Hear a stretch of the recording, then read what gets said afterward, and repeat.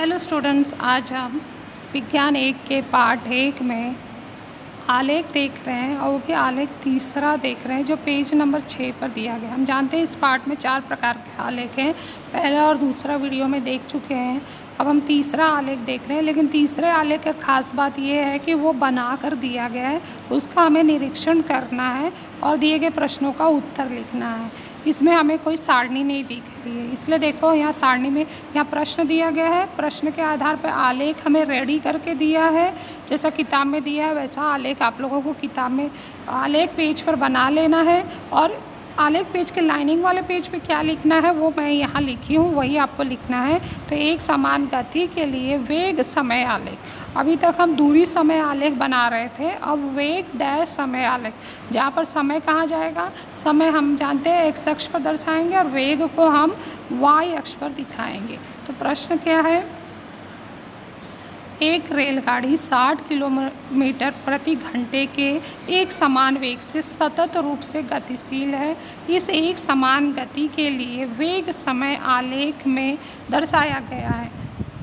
आलेख का निरीक्षण कर निम्न प्रश्नों के उत्तर लिखो। मतलब वेग समय, गाड़ी जो चल रही है रेलगाड़ी 60 किलोमीटर, मतलब जैसे टाइम ले 1 घंटे में 60, 2 घंटे में, 3 घंटे में, 4 घंटे में, 5 घंटे में, उसका वेग 60 किलोमीटर ही है। सतत उसी वेग से वो आगे बढ़ते जा रहा है। तो वेगों में जो अंतर है वो समान है। समान होने के कारण उसमें उत्पन्न त्वरण शून्य हो जाएगा, क्योंकि बड़े में से जो छोटे को घटाएंगे तो हर वक्त जो है उसका अंतर समान ही आएगा। तो अब आगे चलते हैं। यहाँ पर आलेख का निरीक्षण करके निम्न प्रश्नों का उत्तर लिखना है। तो सबसे पहले हम आलेख देख लेते हैं कि आलेख क्या है।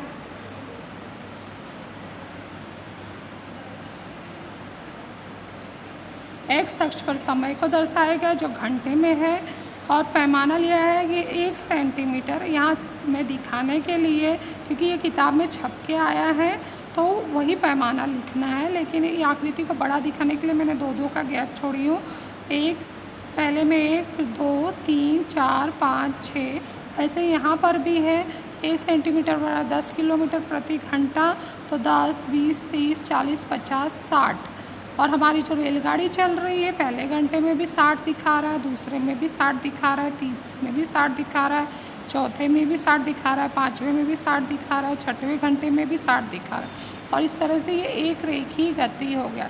इसका मतलब होता है कि समान समय में समान वेग में परिवर्तन हो रहा है, और चूँकि वेग 60 होने के कारण उत्पन्न त्वरण शून्य है, क्योंकि 60 में से 60 घटाएंगे तो 0 आएगा। और समय हमारा भले ही समान समय है, लेकिन वेगों में अंतर शून्य हो रहा है, इसलिए उत्पन्न त्वरण भी शून्य है। ये हमने आलेख देख लिया। आलेख में हमने देखा ऊपर ए और बी बिंदु को दर्शाया गया है, नीचे जो 60 जो दूसरे घंटे और चौथे घंटे में डी बिंदु को, सी और डी बिंदु लिया गया है। तो ये आलेख जब ए और सी को, सी और डी को, डी और बी को मिला देते हैं तो एक चतुर्भुज हमें यहाँ दिखाई दे रहा है। और एक्स अक्ष पर समय है, समय दूसरे और चौथे घंटे पर मार्किंग किया गया है, और यहाँ ए और बी हमारे 60 वाले भाग में दिखाई दे रहा है, जहाँ वेग का लाइन दिखाई दे रहा है। तो अब इसको हमने आलेख को तो अच्छे से देख लिया, क्या समय है, क्या वेग है, कैसे आलेख जा रहा है, क्या चतुर्भुज बना है। उसके बाद हम दिए गए प्रश्नों का उत्तर लिखते हैं। तो यहाँ हम प्रश्न देखने जा रहे हैं। पहला प्रश्न है, रेलगाड़ी द्वारा 2 से चौथे घंटे के बीच में, यानी दूसरे से चौथे घंटे के बीच में तय की दूरी कैसे ज्ञात की जा सकती है। तो हम सूत्र पहले जानते हैं, जो कि यह सदिश है, जो हम चाल इसको नहीं बोल सकते क्योंकि आलेख पर दर्शा रहे हैं, तो वो एक विशिष्ट दिशा में जा रहा है। तो ये वेग है, वेग का सूत्र है विस्थापन बटे समय। तो हमें क्या निकालना है कि दूरी निकालना है। विस्थापन हमारा दूरी से संबंधित, तो विस्थापन बराबर हो गया वेग गुणे समय। और हम देख ही रहे हैं कि हमारा आलेख एक तरफ वेग है और दूसरी तरफ समय है। तो वेग की लाइन ये है और ये समय की लाइन है, तो वेग और समय को गुणा कर दे तो दूरी हमें प्राप्त हो सकता है, ऐसा हमें सूत्र से पता चल रहा है। और वेग और समय गुणा कैसे होगा, किस चीज़ से होगा, तो ये देखो ध्यान से, ये एक चतुर्भुज ABCD है।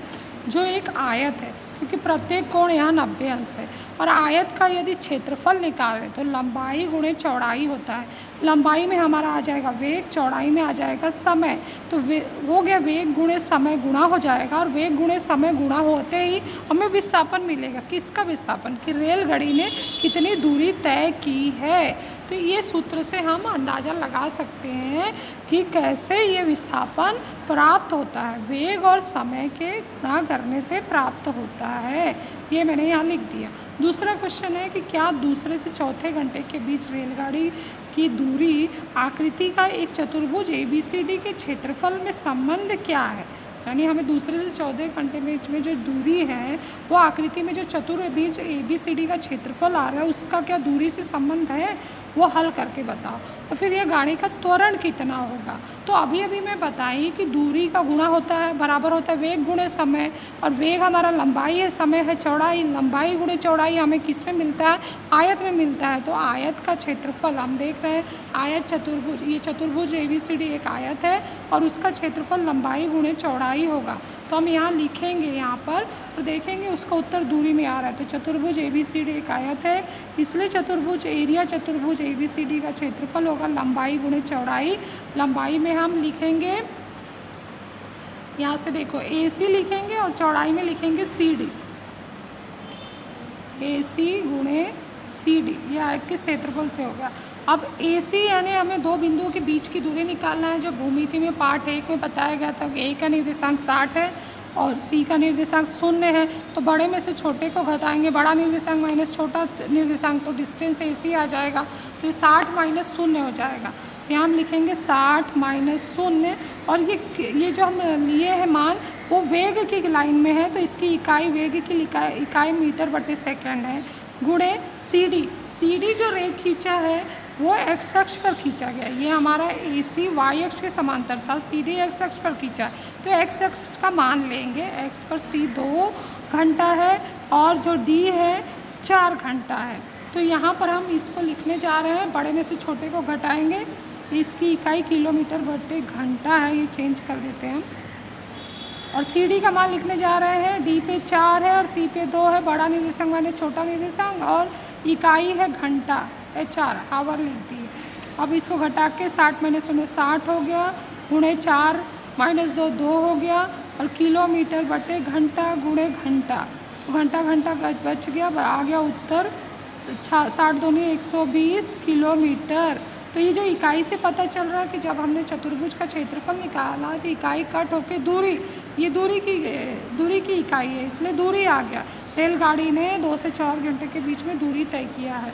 तो चतुर्भुज ABCD का क्षेत्रफल तथा दूरी का संबंध है, हम बोलेंगे हाँ है संबंध दिखाई दे रहा है। और वेगों में अंतर समान होने के कारण गाड़ी का त्वरण क्या होगा? गाड़ी का त्वरण 0 होगा, क्योंकि बड़े वेग में से छोटा वेग घटाएंगे तो 60 ही 60 है, 60 में से 60 घटेगा तो 0 आ गया, तो इस तरह से 0 होता है। तो इस तरह से हमने ये जो समान गति के लिए वेग समय आलेख द्वारा चतुर्भुज का क्षेत्रफल निकाला और उसको दूरी से संबंध बताया और उसका त्वरण ज्ञात किया, तो 0 त्वरण आया।